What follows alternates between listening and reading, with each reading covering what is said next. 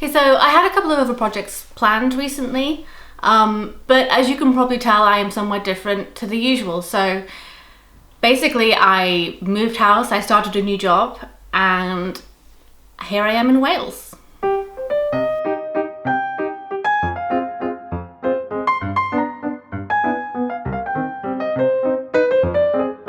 This video basically came about because of the move. I was clearing out a room for my new office at work, and among a shit ton of crap, I found these. They're in a little album that seems to have originally been taken out of Leicester Polytechnic Library back in 1983. And then just presumably they've been forgotten about since then. So Leicester Polytechnic, just let me know if you want these back. But they're pretty well labelled, so I know the set is from 1895.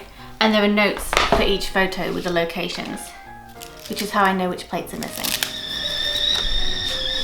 I did some research online and I was able to find existing digital versions of some of these. So I assume that they have all been digitized in the past and copies have been made. But I couldn't find any more information on the photographer. So yeah, while you can find digital copies of some of these online, what I want to do today is try and digitize these myself from the glass plates, because I've never done that before. Get a closer look at them and hopefully colorize some of them. There are two ways that I know of to digitize glass plates. One of them is just by using a scanner, but I was afraid that using a scanner with a lid would damage the original plates. So what I'm doing instead is using a combination of a light box and my DSLR to digitize these. Also, I don't have a proper light box, so what I'm using for this is a daylight lamp for SOD that we got like 11 years ago when we still thought this was fixable, as opposed to just like a horrible goblin that lives in my brain forever. So while the lamp wasn't very helpful for that, it does make for great improvised photo equipment.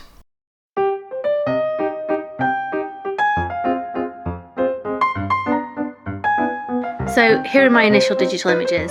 They're obviously very discoloured rather than the black and white they'd have been originally. So I'm doing a little bit of correction of tones and contrast to get them looking as nice as possible, and I am converting them back to grayscale. That's because I'm going to try and colour these in Photoshop.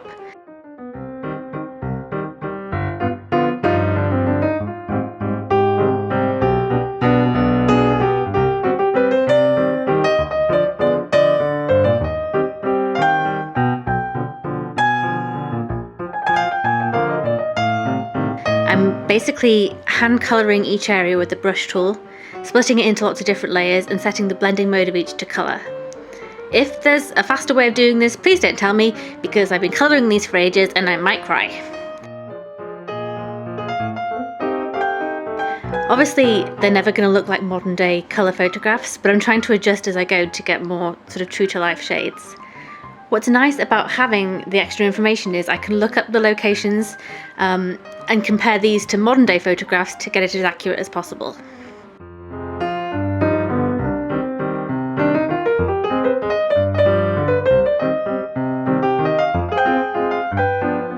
So here are my black and white versions.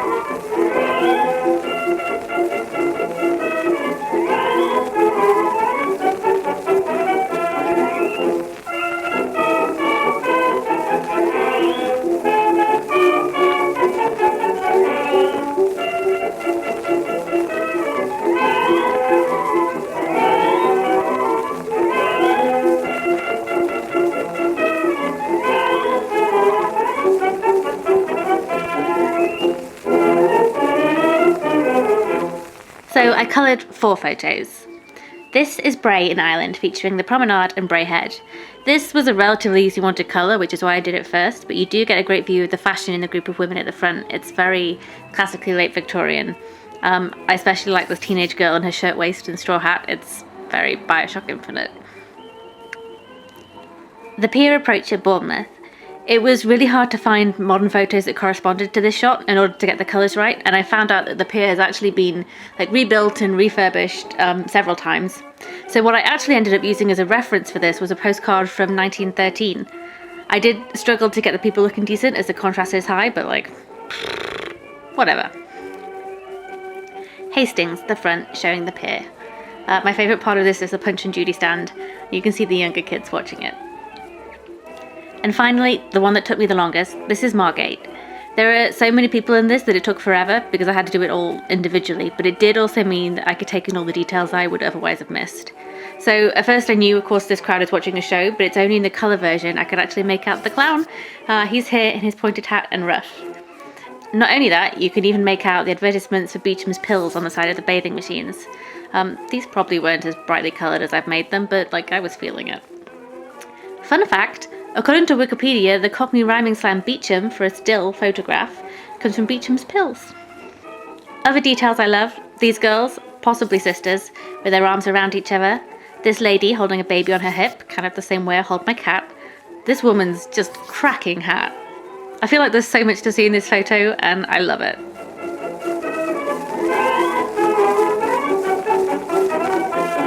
I'm not under any illusions that more than 3 people are going to be interested in this, but I just feel like I'm really lucky to have come across these. They're really unique and fascinating to me, and I've really enjoyed cleaning them up, so even if I haven't done a great job, it's definitely better than what they were doing, which was sitting on a shelf in a junk room.